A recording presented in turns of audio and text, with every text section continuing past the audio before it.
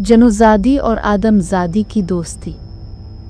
सारा एक आम सी लड़की थी, ना बहुत खूबसूरत, ना बहुत खुशनसीब। शहर के पुराने हिस्से में एक वीरान स्कूल के पीछे इसका घर था। लोग कहते थे कि इस इलाके में रात के बाद कुछ और ही चलता है, मगर सारा उन बातों पर हंसती थी। एक रात जब बिजली चली गई और पूरा इलाका अंधेरे में डूब गया, तब पहली बार इसने इसे देखा।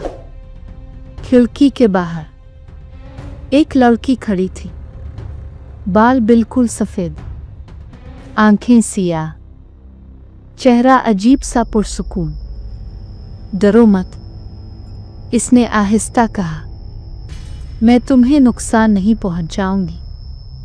सारा कांप गई, मगर अजीब बात यह थी कि दिल को खौफ के बजाय अजनबियत ने जकड़ लिया। तुम कौन हो? सारा ने पूछा। मैं ज़ाहरा हूं, वो बोली। मैं तुम्हारी तरह अकेली हूं। इसी रात एक ऐसी दोस्ती शुरू हुई जो नहीं होनी चाहिए थी। अब ज़ाहरा हर रात आती, वो सारा के साथ बातें करती, हंसती और पुरानी यादों का जिक्र करती जो सारा ने कभी जिया ही नहीं था। अजीब बात यह थी कि ज़ाहरा आईने में नजर नहीं आती थी और उसके पांव जमीन को छूते नहीं थे। एक रात सारा ने पूछ ही लिया, तुम इंसान नहीं हो ना? ज़ाहरा मुस्कुराई, मगर इस मुस्कुराहट में सदियों का दर्द था। मैं जनोजादी हूं और तुम मेरी पहली इंसान दोस्त हो। सारा ने डरकर पीछे हटना चाहा, मगर ज़ाहरा की आवाज़ उसके दिल में उतर गई। इंसान हमें हमेशा दुश्मन समझते हैं, मगर दोस्ती में कोई नस्ल नहीं होती। इसी रात के बाद सारा बदलने लगी। इसकी आंखें अंधेरे में देखने लगे। वो सरगोशियां सुनने लगी जो किसी और को सुनाई नहीं देती थी, और मोहल्ले में अजीब वाक़यात होने लगे। किसी ने कहा कि रात को दो लड़कियां वीरान स्कूल में हंसती हुई नजर आईं, मगर स्कूल सालों से बंद था। एक रात ज़ाहरा ने कहा, मुझे तुम्हारी मदद चाहिए। हमारी दुनिया तुम्हारी दुनिया से जंग के करीब है और मुझे एक इंसान की ज़रूरत है जो सरहद पार कर सके। सारा ने पूछा, अगर मैं ना करूं तो? ज़ाहरा की आंखें सुर्ख हो गईं। फिर तुम जिंदा नहीं रहोगी। इसी लम्हे सारा को एहसास हुआ, ये दोस्ती नहीं थी, ये आहिस्ता आहिस्ता कब्जा था। इस रात वीरान स्कूल के नीचे एक दरवाज़ा खुला। आग, धुआं और चीखें।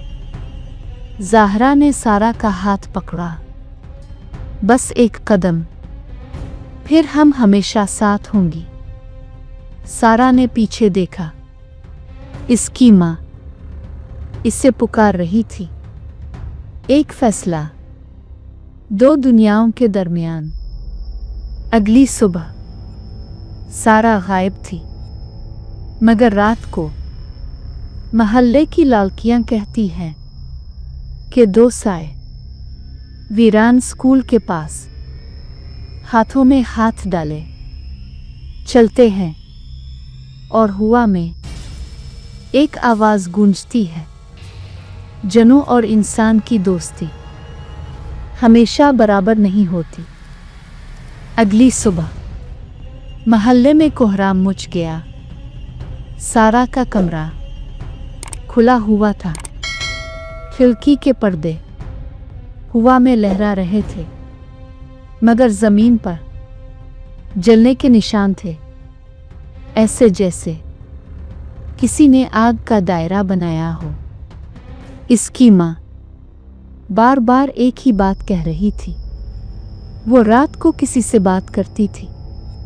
मैंने सुना था, मगर किसी ने यकीन ना किया। दूसरी दुनिया, उधर सारा ने आंखें खोली। जमीन नहीं थी, आसमान नहीं था, सिर्फ सुर्ख धुंध और दूर दूर तक सायों के कले। ज़ाहरा उसके सामने खड़ी थी, मगर अब वो वैसी नहीं थी। इसके सफ़ेद बाल हवा में तीर रहे थे। आंखें मुकम्मल सिया नहीं, बल्कि अंदर आग जल रही थी। हमारी दुनिया में खुश आमदीद। ज़ाहरा की आवाज़ अब गहरी और ताकतवर थी। सारा ने चीख कर कहा, तुमने कहा था दोस्ती होगी। ज़ाहरा ने आहिस्ता जवाब दिया, और है भी, मगर हमारी दोस्ती कुर्बानी मांगती है। असल हकीकत। अचानक चारों तरफ से बड़े साए नमूदार हुए। उनके चेहरे नजर नहीं आते थे, सिर्फ आंखें, जलती हुई आंखें। ये है वो इंसान। एक भारी आवाज गूंजी। ज़ाहरा ने सर झुकाया। हाँ, ये मेरी मुंतखब करदा है। सारा का दिल धड़कने लगा। मुंतखब किस लिए? ज़ाहरा की आंखों में पहली बार नमी आई। हमारी दुनिया की सरहद कमज़ोर हो रही है। हमें एक इंसानी रूह चाहिए जो दरवाज़ा खुला रख सके, और तुम्हारी रूह नायाब है। सारा को समझ आया, ये दोस्ती नहीं थी, ये तैयारी थी। फैसले की घड़ी। साए आगे बढ़े। सारा के गिर्द आग का दायरा बन गया। अचानक इसे अपनी माँ की आवाज़ सुनाई दी, सारा वापस आ जाओ। ज़मीन हिलने लगी। ज़ाहरा ने इसका हाथ मजबूती से पकड़ा। अगर तुम गई तो मैं हमेशा के लिए ख़त्म हो जाऊंगी। पहली बार सारा ने ज़ाहरा की आंखों में खौफ देखा। तो ये दोस्ती नहीं, सारा ने कहा, यह तुम्हारी बका थी। ज़ाहरा की आवाज़ टूट गई। मैं सदियों से अकेली हूँ। मैं सिर्फ एक दोस्त चाहती थी। कुर्बानी। सारा के अंदर कुछ बदलने लगा। वो सरगोशियाँ जो वो सुन सकती थी अब उसके काबू में आ रही थी। इसने आंखें बंद की। अगर एक रूह चाहिए तो मेरी नहीं। इसने ज़ाहरा का हाथ अपने दिल पर रखा। एक तेज रोशनी फूटी, चीखें गूंज, और दरवाज़ा टूटने लगा। अगली सुबह दोबारा मोहल्ले वालों ने देखा, वीरान स्कूल के नीचे ज़मीन बैठ गई थी, और उसके बीच एक लड़की बेहोश पड़ी थी। वो सारा थी, मगर इसकी आंखों में हल्की सी सफ़ेदी थी। और रात को कभी कभी खिड़की के बाहर एक साया खड़ा नजर आता है। बाल सफ़ेद, आंखों में दर्द, मगर अब वो अंदर नहीं आता। हवा में सिर्फ एक सरगोशी गूंजती है। जनों और इंसान की दोस्ती बराबर नहीं होती, मगर कभी कभी कोई एक दूसरे के लिए कुर्बान भी हो जाता है।